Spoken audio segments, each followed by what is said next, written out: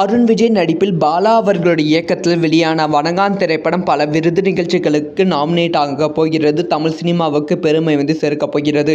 இதை பற்றி ரொம்ப டீட்டெயிலாக தான் ஒன்றும் பேச போகிறோம். ரொம்ப இம்பார்ட்டண்டான வீடியோவாக தான் இருக்க போகிறது.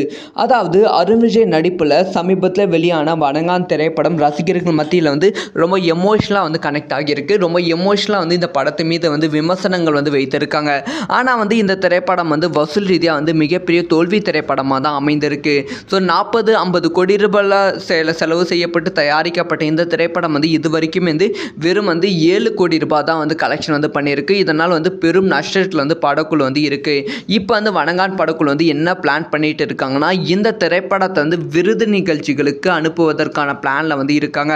படக்குழு இதை சஜெக்ட் பண்ணியிருக்காங்க அப்படிங்கிற செய்தி கிடைச்சிருக்கு. பல விருது நிகழ்ச்சிகளுக்கு இன்டர்நேஷனல் லெவலில் அனுப்புனா இந்த படம் பல தேசிய விருதுகள் வெல்வதற்கான வாய்ப்புகள் இருக்குது. அப்படி தேசிய விருதுகள் இந்த திரைப்படம் வாங்கிவிட்டால் இது தேசிய விருது வாங்கிய திரைப்படம் அப்படி சொல்லி சீனாலையும் ஜப்பான்லையும் ரிலீஸ் பண்ணலாம்.